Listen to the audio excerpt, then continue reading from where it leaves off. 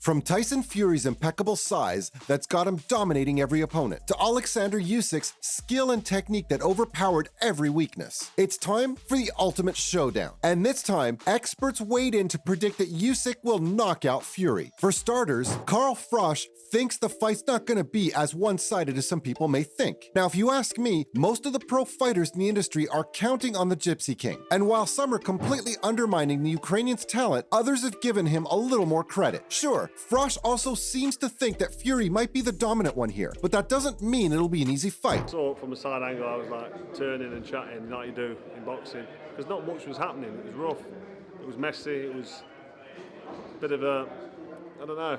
If anything, he's going to be super clever early on, and that's when Fury will jump in, lean on him, and start hitting him with shots. Maybe even the uppercuts as he did with Dillian White. Fast, it's an instant knockout. Look at that right uppercut. God. From a 6'9". And that's exactly why Usyk needs to prepare himself for it. But did you ever think that this might not be a weakness after all? Because David Haye really seems to look at it as an advantage. According to him, the Ukrainian's gonna benefit from this. Sure, you can't really ignore Fury's 6 feet height and 45-pound weight advantage, but maybe Usyk's smaller stature is exactly what's gonna make the fight even more interesting. Still not sure about it? Let me jog your memory a bit. Remember when Fury and Steve Cunningham shared the ring back in 2013 at Madison Square Garden in New York? 7 begins.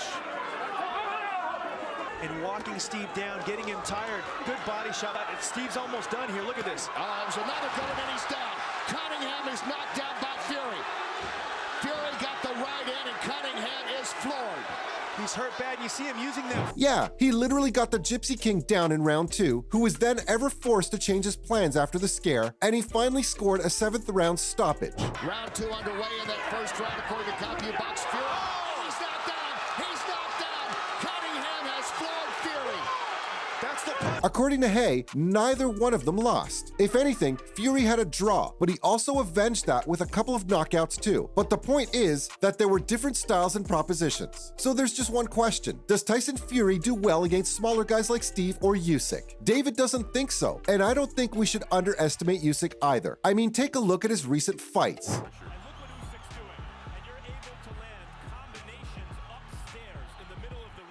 He practically ended Anthony Joshua's career with 2 back-to-back wins, after which he decided to move on to his next fight with Fury. And here we are, anxiously awaiting the potential undisputed heavyweight title clash between WBA, WBO, and IBF champion Usyk and WBC Kung Fury. With that said, even Paulie Malignaggi weighed and claimed Usyk's definitely gonna overpower Fury and even go as far as knocking him out. As for Johnny Nelson, he sees the Ukrainian winning on points. And that makes sense because he's a pretty technical fighter, so he's got an advantage. But there was one fighter who simply denied to offer any prediction for the upcoming fight, and that's Anthony Joshua, who still seems to be bitter about the defeat. And why wouldn't he? He literally lost to Usyk twice in a row, something that plummeted his career. And now in 2023, he's trying his best to get back up. Sure, he thinks the fight's gonna happen, which shows more confidence than a lot of us, but he's still not ready to comment on the fight. And he knows his name comes up a lot, mostly because he's got his eyes on Fury, and if Usyk were to drop out, he'd be ready to jump in the ring with the Gypsy King. But as of now, here's what he said. Good luck to both. I just can't be bothered talking about other people's business and stuff like that. A lot of people are questioning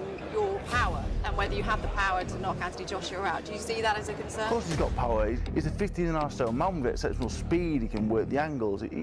The man can do it all. Having said that, he's ready to fight Jermaine Franklin on April 1st at the O2 Arena to redeem himself and save his career. After all, he's already pretty much missed out on any wins against Usyk or Fury, and now these two are ready to face each other in the ring in April as well. Having said that, there are a couple of things to consider. First, Fury's known for his size and defensive skills. He's 6'9", and in almost every single fight, you're gonna see him leaning on his opponents, making it impossible for them to get inside. And let's not forget the excellent footwork that lets him move around the ring. In fact, it's also what saves him from any of his opponent's punches. All in all, he's got a couple of tricks up his sleeve to dominate every fight, like the fact that he's a counterpuncher puncher, waiting for his opponent to make a mistake. And the second they do that, Fury seizes the opportunity and capitalizes on it. Meanwhile, you've got Usyk, who's 6'3". Yeah, it might be big enough for the ordinary man, but that's no match for the Gypsy King. And since his fight isn't helping him, he makes it up with his technical and precise approach, something that a lot of other fighters don't have or value. You see, Usyk's got a pretty active style. He's very careful with his movements as he sets up his punches. With his boxing,